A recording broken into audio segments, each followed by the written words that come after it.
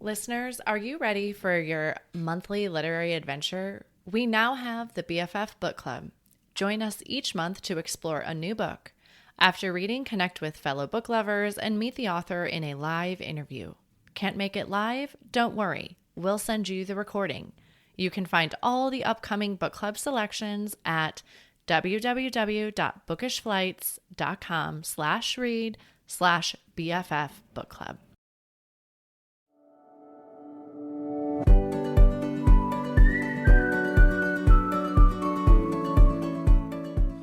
Hi, I'm Kara Infante, and this is Bookish Flights. In each episode, I chat with one bookish guest as we take some time to sample and savor the pairing recommendations from their bookish flight. We hope to give you suggestions to cultivate your TBR list and nurture your leisure time through books. In today's episode, I am chatting with Caitlin Miller, represented by the Steve Lobby Agency. She has been writing stories for nearly a decade and self-published 2 books in 2022. She has also been an English teacher to Japanese students for 6 years and a freelance editor for 2 years. When she's not writing or editing, Caitlin loves frequenting bookstores and coffee shops, and you'll often find her with her nose in a book or a pen in hand as she jots down storyline ideas. Caitlin is an award-winning author and poet. Welcome to the show, Caitlin. Thank you so much for having me. I'm so excited to be here. Yes, I'm so excited to have you. Well, I feel like you are so much more than this bio. So can you tell us a little bit about who you are? Yeah, well, I'm 24. I have 3 siblings. I've kind of lived all over the world, actually. I was born in California, but lived in Japan for 12 years, actually. Oh, wow. Okay. With my family, we were English teachers, and so we had our own English school, and I was also a teacher there, along with my brother. And then we kind of just traveled in Europe. We were in Budapest and England, and then we landed in South Carolina for a year, and we just moved to Florida a couple months ago. So I've kind of been hopping around the globe for a long time now. So it's nice to be Wow. settled down and Yeah. yeah. Do you think you'll stay in Florida for a bit now, or like what I plans think are on your so. horizon? Okay. Yeah, I mean, my family loves to travel, so I'm thinking like this is gonna be our home base and we're just gonna travel and then come back. But yeah, Florida's great, so it's nice to be here. Yeah. What has been your favorite place you've lived? Oh, goodness. I love a lot of things about Japan just because I think I lived there for so long that it just really felt like home. Yeah. And definitely Europe. Budapest is just beautiful. It's so European and just the architecture and just the way of life. It was kind of like a dream. I loved being there for a few months and getting to experience that culture. It was really great. Yeah, we actually lived in Sicily for a few years, Oh, and really? I went to Budapest as well with on a girls' trip actually. So that was even better because Oh, that's like so we could do fun. all these things, and Yeah. but yeah, it was beautiful. It was freezing when we went. It was like end of November. I think we went over Thanksgiving, quote unquote, time Okay. period, and it was so Wow. cold, but it was beautiful. Yeah, for sure. Cold and beautiful. Yeah. So, well, you have now published 2 books. Can you tell Yes. us about them? Yes, so my first book is called The Memories We Painted, and it's historical fiction set in the 50s.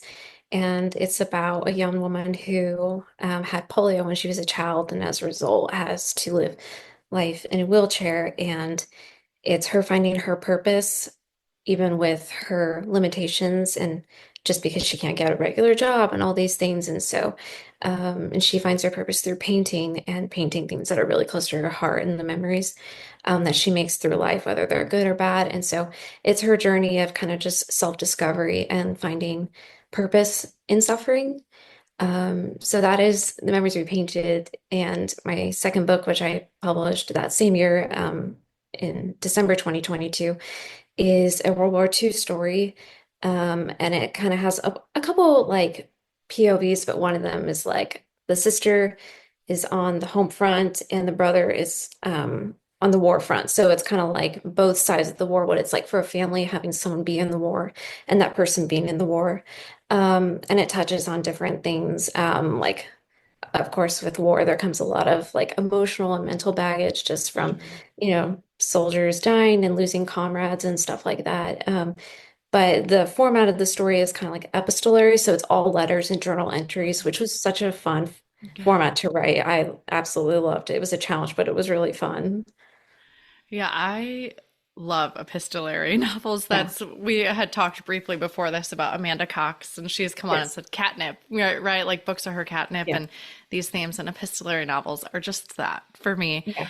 I think it started with I always get the title wrong, the Guernsey Literary and Oh my Potato goodness. Peel Pie Society. I always Yes. get the title wrong, but Yes. that was like the first one I had ever read like that, and I was like, that was so good. I want to do that again. Okay, that same for me actually. That was the first time I read a book that was that format, and I fell in love with it. And it's so fun to read. Yeah, yeah, absolutely. I just read recently, have you read the Unselected Journals of Emma M. Lyon? I have not, So no. it's not technically epistolary because they're journal entries, but they're told in her journaling, like through her daily Okay. journals. And it Yeah. is one of the most delightful series I've ever read. Don't be Really? discouraged. The eighth book just came out this month in early December, Oh wow. but they're all novellas, so they're pretty short. So you'll see, Okay. okay, you hear eight and you're like, oh gosh, that's going to be a big commitment. But they're novellas, and some of them are like 100 pages and some of them are like 150, but they're so delightful. I don't ever want to leave the world that she's created in this book, but it reads similarly to me because you're reading it through journal entries. Okay, well, I definitely need to check that out. Yeah, it's so good. I haven't talked about it on the show yet, so yay! Oh, I kind of fell down the rabbit hole of Emma M. Lyon last month, and I'm like, I can't wait to talk about this on the show, but we yeah. need an outlet for that. Yeah. So talk to us. I haven't had an author who's written epistolary novels, and I know you mentioned it was difficult to do, but can you tell us a bit more about that process? Yeah, so well after reading like the Guernsey book, I decided like, wow, like I haven't really read a lot of fiction that's like in that format. And I was like, I don't know why, but like I want to put a book out there so there's another one that people can read like that.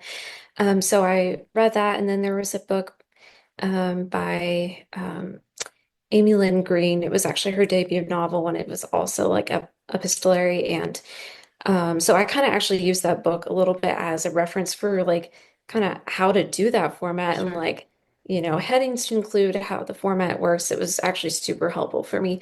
But it was really like fun getting to write in that sense because it's more just like you get in the character's head and you're not as much in the scene as you are like in their internal monologue. And so it's like a really close-up look as to what the characters are feeling and thinking. And um includes so much more like than you can put in an actual like a novel that's not epistolary.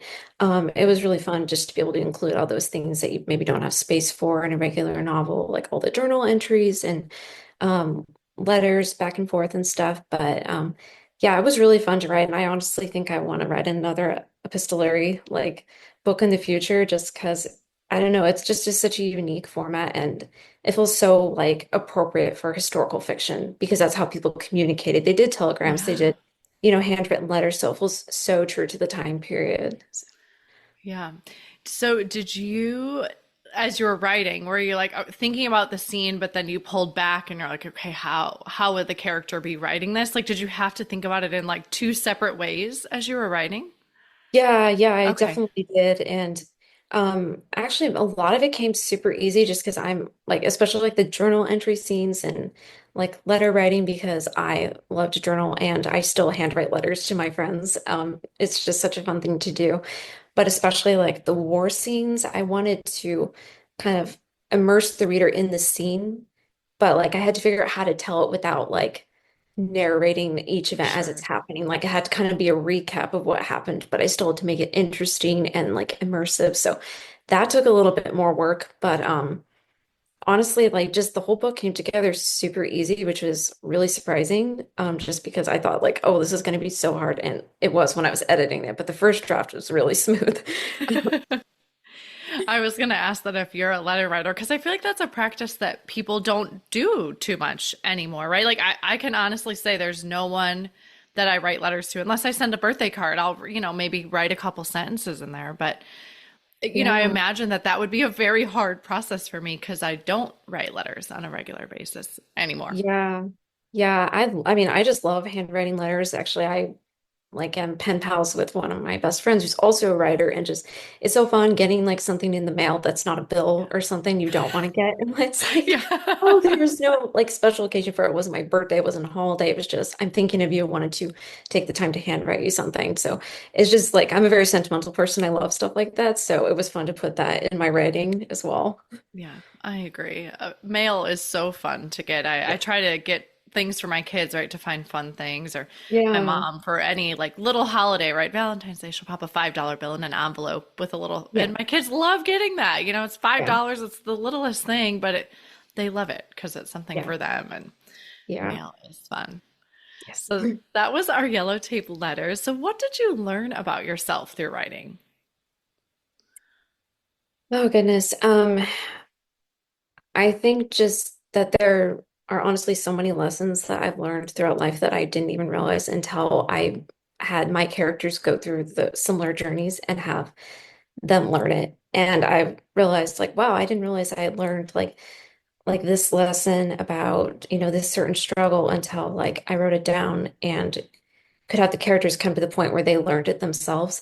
It was honestly just like a lot of like self-discovery for me, just putting those lessons down and just also learned like who I am as a writer and what things I enjoy writing. Sometimes like I think like, oh, like this is what I enjoy writing, but actually like when I let myself just have the freedom to write creatively, um, I surprise myself with what I write and I'm like, wow, this is really different than like I think what people would expect of me or what I thought I could do. But like I wrote something that was really from the heart and just it came together and I just love how it turned out. So yeah.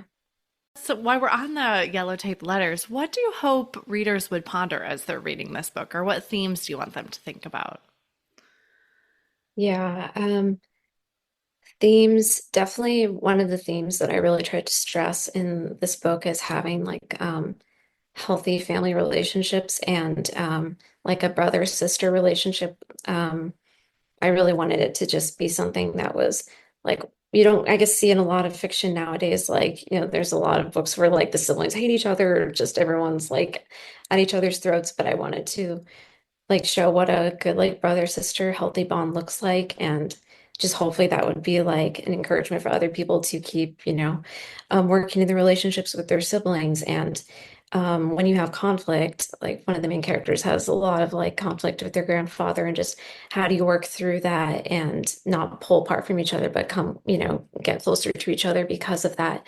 So definitely family bonds, and just a lot of the story centers around grief and losing a loved one and just all the questions that come with it.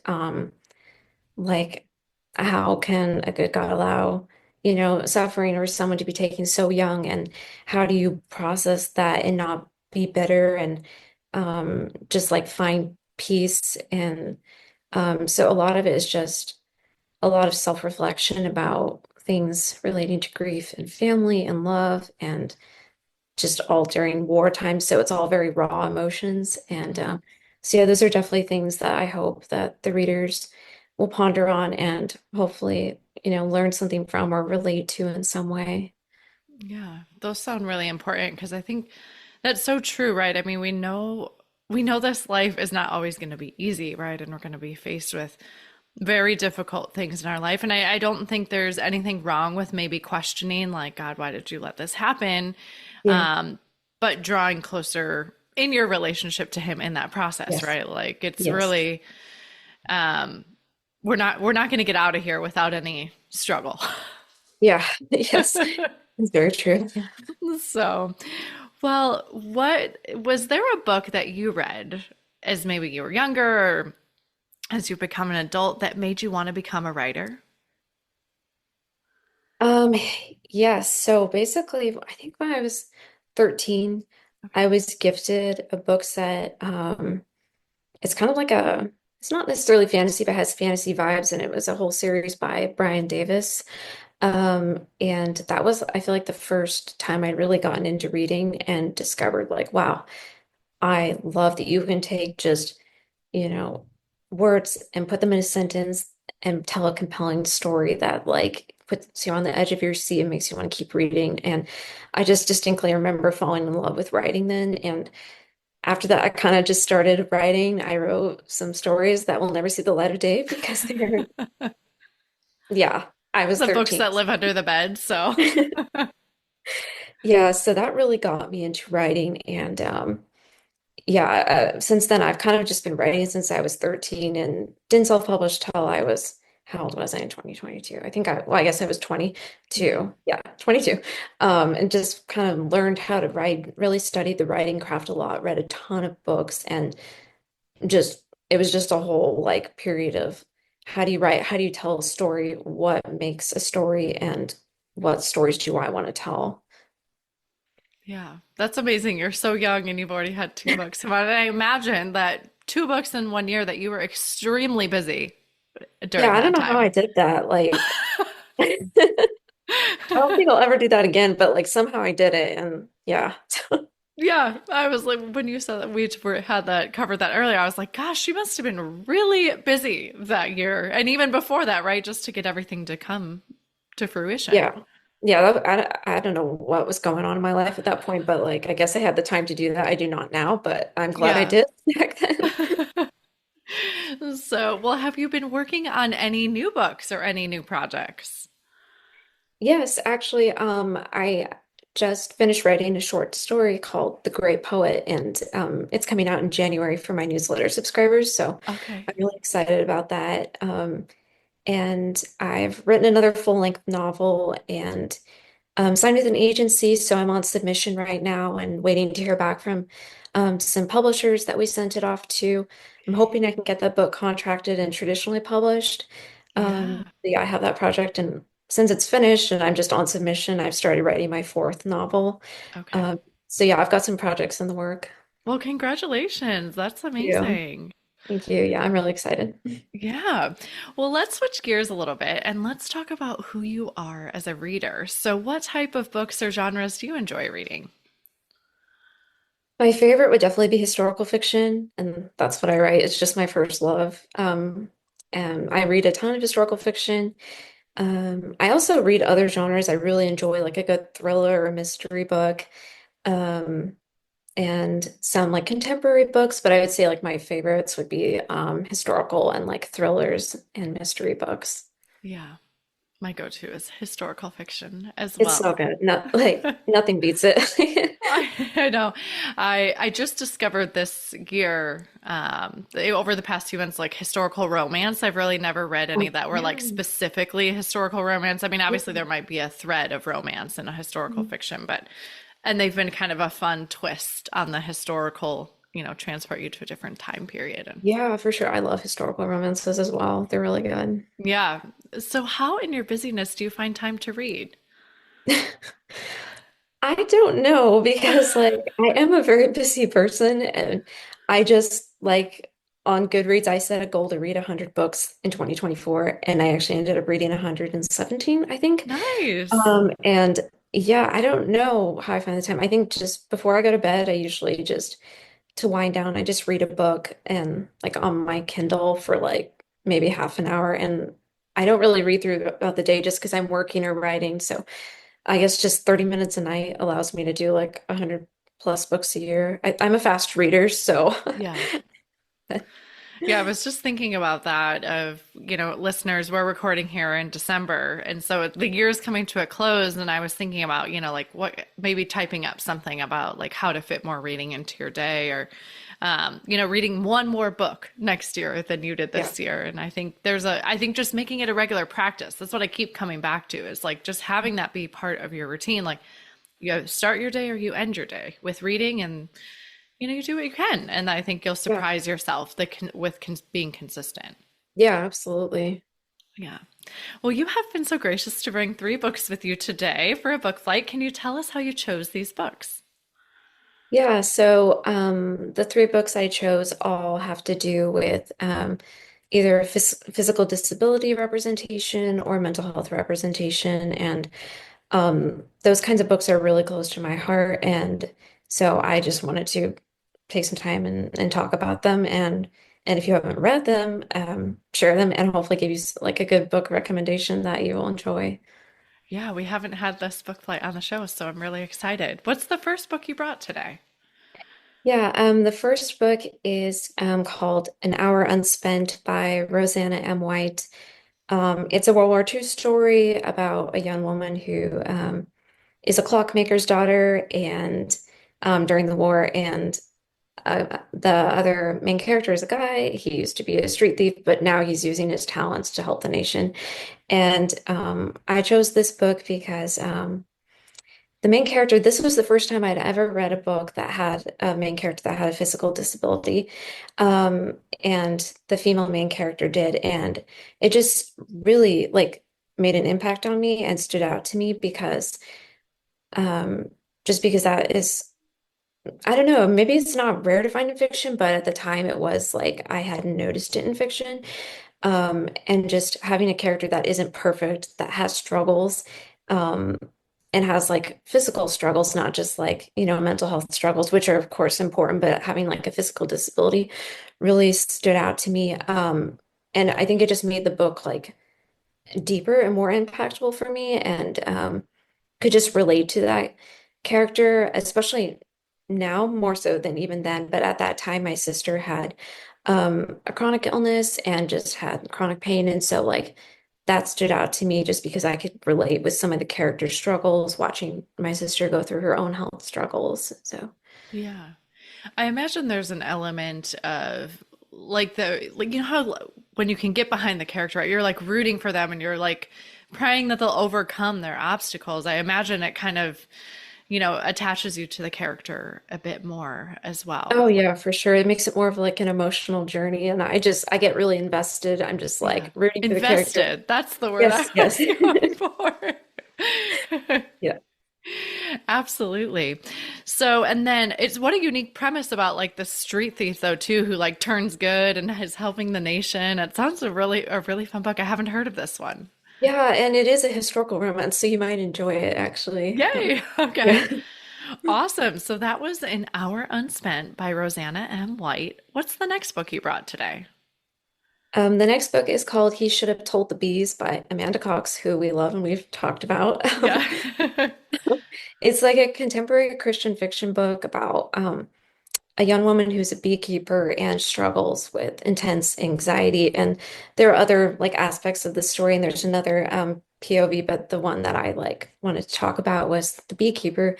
The character's name is Beckett, and as I said, she struggles with intense anxiety. And I've read books, where characters have anxiety and maybe they have anxiety attacks or just like it's more part of their character. But I feel that Amanda took like a different approach to it because like the character had such intense anxiety that it was hard for her to even leave her home or her property.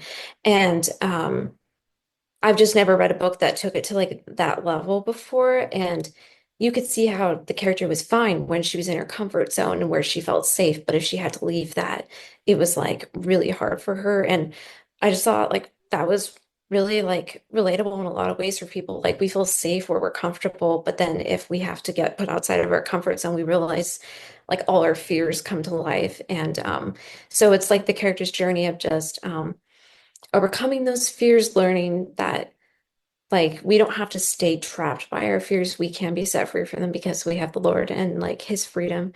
And I also just related with that as a very anxious person. Just I felt like I really identified with her character, and Amanda just did a really good job of making it realistic, but also just like you could clearly see the character struggle, but also clearly see the breakthrough and like just walking through them. It felt like a personal journey of freedom for the reader as well as the character. So I really enjoyed the book a lot. Yeah, I still see this book mentioned on social media, right? Of Yeah. how fantastic it is. And I love books for this reason, right? Of creating empathy, but getting to walk in someone else's shoes. Like this might Yeah. not be your experience as the reader, but you get to walk in someone else's shoes and it helps you understand or have more empathy that should, when you meet people that are struggling with anxiety in the Yeah. day to Yeah. day.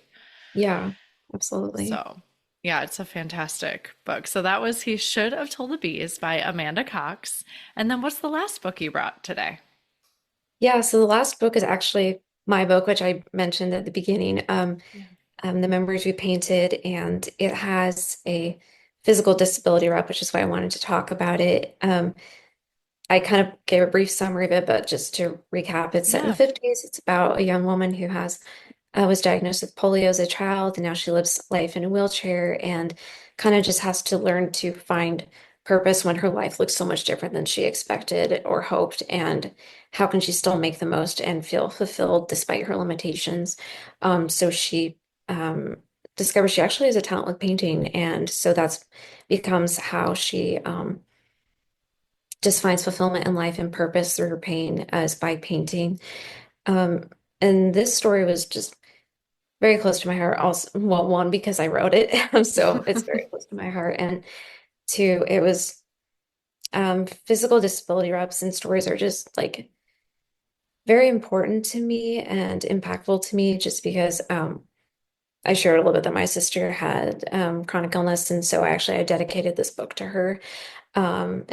So it's just like a very personal journey about suffering and just a lot of questions I myself asked when I watched my sister suffer with chronic pain and just years of no answers and endless tests and just a lot of heartache and just coming from a place of asking like, how can a good God allow suffering to knowing that he is a good God despite suffering? And now myself, I've had also chronic illness for the past 4 years. And so this book is very personal to me as well, just with my own struggles. I honestly think I might reread it at some point because I haven't read it since it came out. Because I read it so much that I was like, I Yeah. can't look at it again. But now that it's been like in March will have been 3 years, so it's been a bit of time. And I think just revisiting the story and the characters and the themes and all the lessons I put in there will honestly be helpful for me. Again, just a lot of reminders that are important to hold on to with chronic illness. So Yeah, you mentioned back in the beginning of the episode about her finding a purpose to her pain.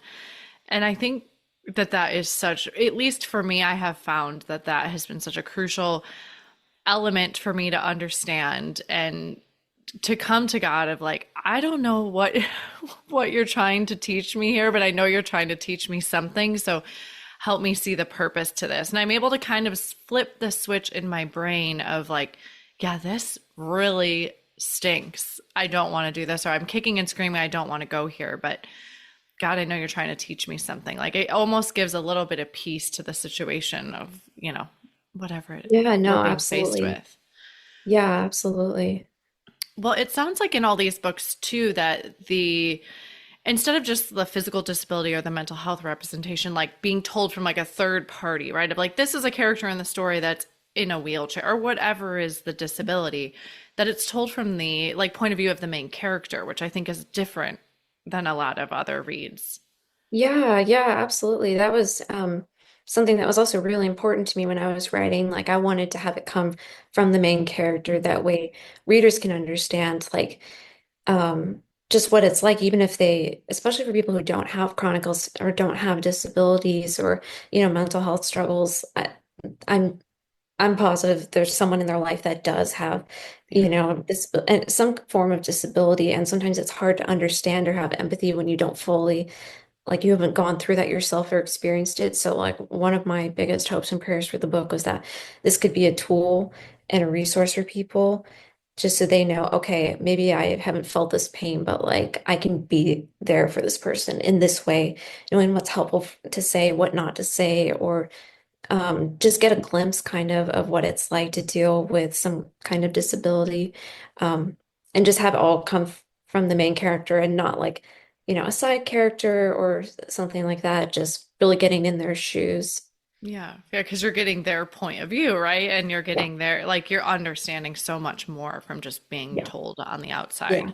So the other side of that being that also someone that's maybe has similar struggles, right, or a similar disability being seen in a book. I think that that is huge for people. Like there's other people out there like me. Absolutely. Yeah. I'm glad you brought that up because I was also wanting to touch on that, but I forgot. But yeah, We'll get there just together. yeah. Um, when I released The Memories We Painted, I was nervous just because I was like, are people going to want to read a book about a girl in a wheelchair? Like, is that going to be popular is that like going to be something readers are going to go, oh, that sounds really interesting. Let me pick up this book and, spend my money on it and read it.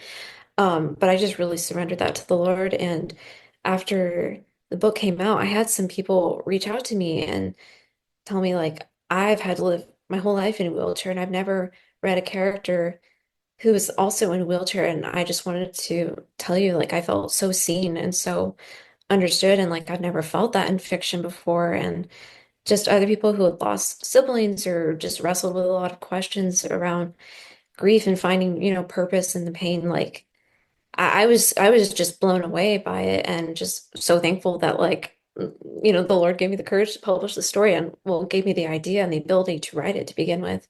Because yeah, there's something so powerful about finding yourself in a story, and it's usually in ways you don't expect or like in ways you really needed to be seen or feel heard. So yeah, that's just like that's another thing I just love about storytelling is the ability to just meet people where they are and tell a compelling story at the same time. Yeah. The last quote at the end of every episode is about how books find you when you most need them, and whether you want to Yeah. think that's God or serendipity or whatever you believe in, right? But I do Yeah. think that books show up when we most need them. Yeah, absolutely. Yeah. So, well, thank you so much for bringing these books today. And listeners, if you're listening and you're like, I want to see some other physical disability representation for younger kids, I had Monica Rowe as an author. I had her on. I could not tell you the episode number right now, listeners, but her book is called Air, and it's about Emmy, and she is in a wheelchair, and it's a middle grade novel, and she wants to get like a motocross wheelchair, and it's her story about living with a physical disability and life in a wheelchair and struggles through school and that. So if you're like, I want a book for younger kids, that would be a great one as well to add to this. So it's Air by Monica Rowe. And she was on the show too. If you want to go listen, she had some other middle grade recommendations too. So, well, how I love to end our show here is with our bonus pairings, which are just a speed round of questions. So you can answer these really quick. Are you a rereader? Yes, absolutely. Okay. All right. What is one book you've read that has changed your life? Set the Stars Alight by Amanda Dykes. Okay. All right. And then where is your favorite place to read? Um, at a coffee shop. Okay. And lastly, what are you reading next? I am reading The Elusive Truth of Lily Temple by Joanna Davidson. I don't know how to say her last name. Politano, maybe? Yeah. Okay. Yeah. We'll go with that. That sounds Okay. right. So, all right. Well, thank you so much for coming on the show with me today. I know your time is precious, and I appreciate all you've given me. Absolutely. Thank you so much for having me. You are welcome. Thank you so much for listening to this episode today with Caitlin Miller, including her book flight featuring physical disability or mental health characters within the novels. You can head on over to bookishflights.com to find more. That is also where you can find more information about today's book flight or other books that we talked about. If you enjoyed the show, please head over to Apple Podcasts and leave a review. Your review not only helps the show, but it also helps the podcast to reach others. Make sure you are subscribed on Apple Podcasts or Spotify to make sure you will not miss an episode. That's it for today. Thank you so much for listening. As Emma Thompson said, I think books are like people in the sense that they'll turn up in your life when you most need them. Cheers to you, dear readers. Until next time.